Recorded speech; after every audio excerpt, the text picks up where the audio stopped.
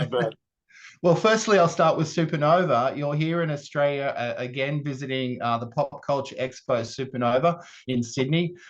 It's been a long journey. This Star Wars journey is your whole acting journey. What do you like about the Supanova and all those pop culture expos you go to, like Armageddon as well? Um, well, the first 10 minutes of the day, you have a great day, and then it gets back down to hard work. There's nothing I can find that's easy in this world. Yeah. Not very easy. It all requires a bit of effort. I've had a relationship with the people that run these supernovas. I think we're out at the showgrounds here in Sydney this weekend. I was Yes. here, I think exactly a year ago, but the people who run the supernova in Australia, we also go visit the Gold Coast. I Yeah. really enjoy Sydney for a few days. My sister is here Oh, out in Bankstown. My Lebanese nephews are here. Sometimes we get to catch up, but this trip's a pretty quick one because I've got to shoot up to the Gold Coast from here. So don't okay. even get to see the family. But seeing the family always helps. But the supernovas are great. You get to sit at the Yeah. desk, to meet your fans firsthand. Yep. A lot of the fans grew up with me, especially in the States, because I voiced a number of the Star Wars games. All right. Obviously, have nothing to do in America, but play Star Wars games for most of their early childhood. You have such a distinct voice that we've all heard for such a long time. I think it's a 40. Is it a 40-year anniversary or no, a 30-year anniversary for Once Were Warriors, 1994? What a journey it's been since that hit Sundance. Yes, you're right too. It would be 30 years now. Oh my Yeah. Lord. And that was a movie that there were at the time I was playing a doctor on our New Zealand soap called Shortland Street. Right. And it's quite funny. I was the big problem going in that movie because they weren't quite sure if Dr. Ropata, my character back then, was going Mm. to pull this raw brute of a guy, very angry, drunk a lot. He kind of would have survived okay back in the warrior days in the 18th century, but here he is, a modern day warrior. Yeah. But it was a tough one going into that film. The movie really did well. The woman's Mm. performance, Rena Owen, who played my wife, she was such a powerful performer. And we all I had to love Rena Owen. Rena Owen. And she'd Yeah. let you know if you weren't there either. So she was powerful. It was about digging deep within your well of emotion, within your entire being. It required a lot to match Mm. her spirit, Mm. her ferociousness, her her anger, and her ability as an actor to draw on these things. There was no other Beth Hackett. She was Beth Hackett through and through. The rest of us had to act a little bit. So fortunately for me, I had people around me that supported me. Yep. One wonderful gentleman who was our casting agent, Don Selwyn. Yep. So everybody had to challenge me, really. They were challenging me going into that movie. People were saying, they've got the wrong guy. They've got the wrong guy to play Jake. You better go home and have a think. So, yeah, going into that movie it was painful for me. I'd finished 54 scenes on Shortland Street that week. I finished Yep. Friday night pretty late. I was rehearsing with Rena Owen after Shortland Street. I was going to the gym every chance I get to bulk up. Yep. But the movies that really stood out, those are the ones that opened the door into Hollywood. Yeah. Very, I guess, Romper Stomper, Russell Crowe. Remember that early movie he did, which Of course I do. Yeah. played some kind of skinhead character. But these gritty, low budget, raw films. The director was his first movie, but he had made a lot of over 100 commercials, so he was a very good technician. And this was Lee his Tamahori. Lee Tamahori. Yeah, so it was like it was a magical in terms of how we all came together Yeah. and how all made this film together, and there was a lot of camaraderie on set too. For the first time, we tried to recruit a lot of Maori on both sides of the camera. Yep. So we had a spirit. We had a spirit of support. And again, as I say, for me, it was every day just trying to match Rena Owen, trying to match her ferocity. And I really had to dig deep. I really had to dig deep. Some days I'd go home not quite sure if I had hit the mark, but only because I didn't have much time. I really only had a weekend to get ready, to get rid of the doctor character. Really? I finished on Friday on the Shortland Street, and I had a haircut Saturday, more rehearsal Sunday. We were rolling on Once We Were Warriors on the Monday. Wow. The Tuesday, down the tree, 3/4 of the way into the movie. So I grew up in an entertainment family. The Morrison. My uncle is famous for singing. Can you sing? Yeah, so I was brought up singing. We all grew up on those Engelbert Humperdinck, Tom Jones, and all those guys. That's what show he's on. He's one of the judges on now. So classics. Every now and then, Tom Jones just bursts into song, and as a young guy, we used to group. I played those old 45s on the home record every night, listening to those people. So Dad was a singer and entertainer. Yep. We also were involved in the cultural entertainment side of things, the Maori culture, the kapa haka, we call it. So a very much forming cultural family. But I was blessed also. My mum from the farm, from a king country in New Zealand, a place called Hangatiki by the Waitomo Caves, which are famous. Okay. They're glowworm caves. So glowworms provided me with a rural background. So it was very nice. I just got to have a drink of water. I'm choking here. Yeah. Have your drink of water. While you're doing that, I'll let you know, Once We're Warriors, I saw that in a little independent cinema in Sydney. And when the end credits came up, you could have heard a pin drop. Everyone was quiet. It was amazing. The end credits were on and it was silent. That's how it affected people. And yeah, that 30 years, it still resonates now, that movie. So thank you for telling me a little bit about the backstory. Those were... it was quite brave of us to put a film like that out at the time. I really noticed an increase in other kind of people had problems, directors, actors, and I think the film. I had a huge compliment once on an airplane. One of the ladies from the Women's Refuge, this is where a battered woman can call, and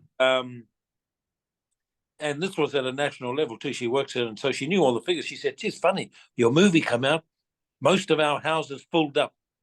So it spurred women into giving them something to talk about. It spurred women to do something about their predicament. They could say, ring up or see somebody and say, "My life's like that woman's in that movie. Once We're Warriors, that's me. That guy's just like my husband. That guy's just like my boyfriend. That guy's scary." But it did have a positive effect in terms of it allowed women to say, "Hey, my life's like that. I want to do something about it." Yeah. But about the guys, I'm sure there's a few people that was looking at the screen and could see themselves in my character as well. So, well, it's still there though. The abuse is still there. We have it's still around.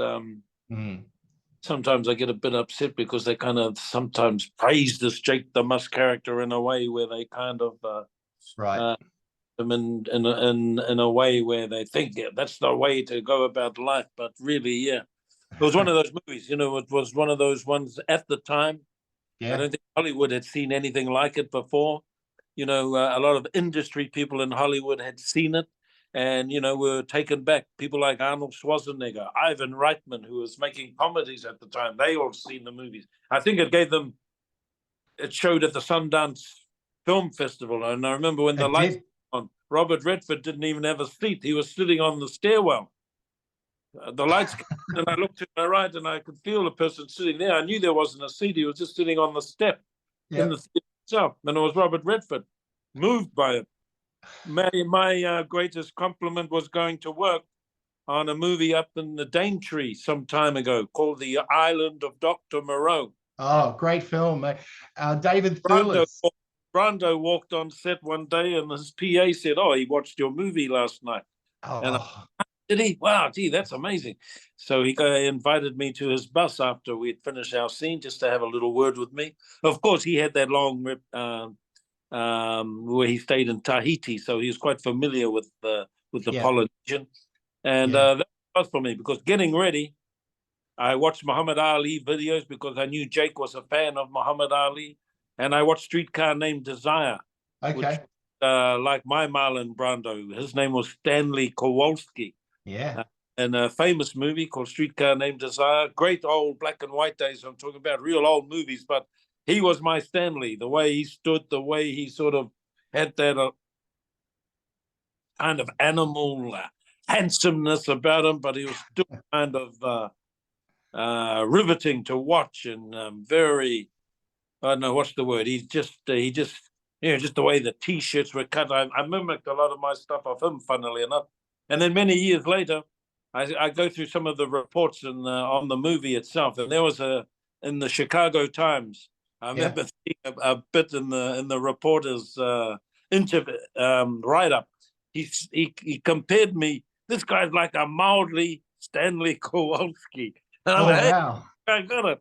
This guy got it. Out of all the write-ups I'd seen, this guy in Chicago Times compared me to Stanley Kowalski, so I was quite proud of that fact. And then to meet Marlon many, many years later, Yeah. was just and to be invited, probably the only actor that got invited back to his bus to have a chat. So I made it a point when I was working with him to stay close to him. Yep. I was playing a kind of a dog, half human character, so I made myself his right-hand dog. Wherever he went, I followed and had water, whatever he said. I was just around him the whole time. So, and even to watch him work, even at that stage, he'd got on a little bit, but to me, he was always the godfather.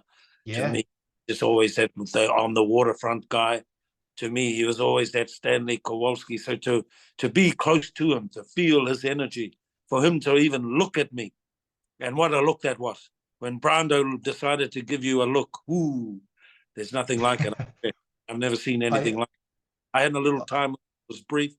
God bless his soul. Now he's a few of them are up there in the other land now. So little moment with him, and that's it about. That's what it's about with being at the Supanova too. The kids, the fans, just want that moment. So they have to, they have to buy a photograph, they have to buy an autograph, but really, they don't have to. What they want is just that moment. The autograph, that the photograph is just an excuse. It's really just an excuse for a couple of seconds with you, and for them to say, "Oh, I used to listen to you. Oh man, I was doing nothing. People were doing something, but I just impinged on their life in a way, and that's all they want to say. They just want to say, bro, you're a big part of my upbringing. I used to play that game, listen to your voice. Some people were going through shit or going through something, and Star Wars, they got into Attack of the Clones or something like that, and kind of just got them through a little, maybe a tough moment in their life. So it's quite surprising the feedback you hear. But it's with the Star Wars fans, they are genuine. They know not only Star Wars movie, they actually movie buffs.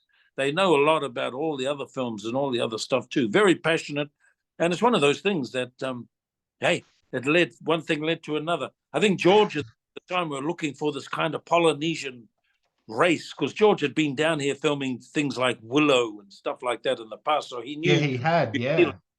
And with Attack of the Clones, they filmed in Fox in Sydney here anyway. So subsequently, he had a number of Australians, a number of New Zealanders in that movie Attack of the Clones. So it was just the way things worked out. I loved coming to Australia at the time before Star Wars. I was actually doing a TV show with Rebecca Gibney. Oh, and she's good. That stuff. We remember the tele movies. They used to make things like a movie television, I think they used to be called tele movies. So they were quite fun. Yeah. Yeah. Oh, no, you've done it all. I mean, I loved Speed 2. I thought you had a lot to deal with in that movie, but you made your character bigger and better than some of the things that are happening around you. Sandra Bullock would have been good to work with, I'm sure, and Willem Dafoe. She's just a bubbly, funny, humorous. Sometimes you have to tell her to stop laughing. Sometimes the director's going, Sandra. Jan de Bont was his name. Jan, crazy. Jan de Bont. He was a bit crazy, I think, but I never seen so many cameras, and these were they had big Panavisions, not like these little digital cameras these days. They were huge Panavision cameras with the huge lenses on them. Like you take two guys just to hold the thing. Well, one day he must have had 14 or 13 cameras all going at the same time. We were filming that part where the ship crashes into St. Martin, into the town. So it took a weeks just to crash into this town. Amazing, amazing, amazing. They built the whole thing themselves, the whole town. They built on top of the water a big wharf, and then they built shops and everything for us, our ship, to crash into. I'm walking around the shops even, and there's clothes on the hangers that they'd bought. I was trying to steal some. I said, well, they don't need this. They're just on a hanger for the big crash. But amazing to work with that guy. And he'd have all these cameras going. Wow. And Sandra would be laughing. She'd just find something funny. And she's such a bubbly, vibrant kind of woman too. Just wonderful, wonderful. She's very much that personality that you see a lot on screen. But we had a lot of fun in the end, being on a cruise ship. It was a real deal. Norwegian good cruise ship, 300 passenger, double hull. It was voted best cruise in the world a number of times. It's called the Seaborn Legend. So they hated us. By the time we'd finished with that 10-course meal every night in the Royal restaurant downstairs, you get a menu with 10 courses on it every night, which was always different. So we got fat. We got fat too much. We drank too much on that ship, and then ending up in a lot of night shoots with Sandra, trying to save everybody. Oh my God. Work though, having Sandra there, and we were floating around the Caribbean. We were in St. Martin. She's lovely. St. Martin. The thing was, you had to either get on the ship or off the ship, because if you weren't working, the ship would be just going around in circles filming. So you had to find out from the AD if you were required that day, and if you weren't, you got off the ship and went and had fun on the island of St. Martin. 20 beaches. You got a Dutch side, you got a French side. So amazing place for a visit. I'd love to go back someday soon. You were a villain in Dora the Explorer, which, a kid's movie that was really well received. Have you ever thought about playing, or have you ever been offered playing a villain maybe in a James Bond movie or something like that? Would you be up for that if that was offered to you?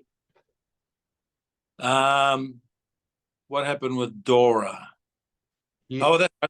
Dora was on the Gold Coast. Was filmed. Yeah, you were one of the villains. Aquaman too. It was in the same videos. Fortunately, I had one of my favorite restaurants is in Broadbeach, Gold Coast, Australia, just down from Surfers Paradise. It's called a Lab. Sometimes I make silly, and it gets cold in winter in New Zealand and it doesn't stop raining. A bit like this in Sydney today. This is new weather we're getting here. Sometimes it rains all month. So sometimes I say yes to these movies, mainly to get out of New Zealand because the weather is so cold, and let's get to the Gold Coast and get a bit of warmth and go to some nice restaurants. So I had a great fun. There was a young girl who played Dora. Yeah. She's a talent. You see her in a movie called Sicario. That's right. Yeah. Would you be up for playing? Would you be up for playing a villain if you were offered it, like in something like Mission Impossible or a James Bond movie? Is that something you'd do? Because you'd be good. Of course, I love playing the villains. People always remember the villains, and plus you don't have to work so hard as the lead actor. You just come in every now and then, one day a week. Yep. And be bad. Scare everybody, and then you go home again. But my friend directed Lee Tamahori, the guy. Remember, he did a James Bond. I was waiting for him to ring me, but he rang my friend instead, Lawrence Makawara. Lee Tamahori did a James Bond. Yeah, he did. Madonna, and I think. Die Another Day. That's it. I was waiting for him to call me to play one of the villains, but he called my mate instead. So never mind. My mate got the part. So. Sometimes I got to share it around. Sometimes I can't be in everything. I got to give someone else a turn. Yeah. Well, before we wrap it up, a little bit more about Boba Fett. The book of Boba Fett was well received. Is there another series coming? Are you allowed to mention that? So I think they're doing other things at the moment. They're focusing on a Mandalorian movie, as I understand, because I have been checking in. And myself and Ming Na, we really worked hard from the front. We shot the Book of Boba Fett through right through that COVID period. So we had studios. A lot of COVID stuff interrupted our schedule. We really had to work hard to meet the deadline, the production schedule. And I wanted to work hard in the hope. I said to Ming Na too, my co-star, let's set the example for all the incoming actors. They see us work hard. No one's going to muck around. Let's try and push every day. Let's not give them any delays or blame anything on us. So we're always there. And we made it a point to really work hard from the front. And I was thinking of those kinds of things. I was thinking of a series 2. I was thinking of a series 2 and 3 and 4, really. So maybe I'm carried away with myself. I should have just focused on series 1. Yeah. I haven't heard back from them, though. The fans love it. The fans are even, that's the most popular thing I get asked these days. Yeah, okay. Like a Bantha and things like that. They want to know if there's a series 2. Yeah. That changed up in Disney, I think so. They're running the whole show. The last is they're doing a movie based on The Mandalorian. And I can be grateful for having series 1, for coming back after Attack of the Clones some 20-something years later. That's right. So so I must be grateful. I'm part of the Star Wars family. I would love to do a Book of Boba Fett 2, because there was some things I wanted to fix up. I wanted to be better. But hey, some things are out of my power. In the meantime, I just meet all the fans and I attend these Supanovas. I go to the ones in America as well, and they're huge. And so it's only it's a weekend. It's not like a movie where you're away from home for 5 to 6 weeks doing a film. You're learning dialogue. You get up early, 4 or 5 in the morning, putting on makeup. Then you get a little bit of anxiety. Are you meeting the directors, the desires? There's dialogue to learn. Then you got to take all the makeup off, and then you go home and you start all over again the next day, and you're like that for 6 days of the week. So these conventions are a nice little break. It's 2 days. You meet, say hi to the fans, sign a few autographs, eat their free lunch, and then you go home again, and I'm home by Monday. So, but it's a blessing. It's to do with the work I've done on, especially the Book of Boba, especially Jango Fett back in the day. So nowadays, I'm just grateful. I'm grateful. The phone's still ringing. I have a few Hollywood things still on the list. I'm making films at home as well, and television back in New Zealand. We're doing it in our own language now, in our own culture. The movie just come out called Ka Whawhai Tonu. It's a Māori title, Ka Whawhai Tonu. That was based on a 1864 real live battle we had with General Cameron and the Māori people, and 1,700 troops up against 300. So it was like our story. And that one's just come out, and it's really getting rave reviews. And you never know. You never know. You make these things. For this film, I was helping my brothers out, my family out, who are into the film business down in a small town called Rotorua. We have a few little production houses starting up, and we're making our own stuff now. So so point now where it's kind of like I'm feeling like I'm ready to hand it on to the next generation, and just sort of be there as a guide and share the experience that I've had, and just keep supporting.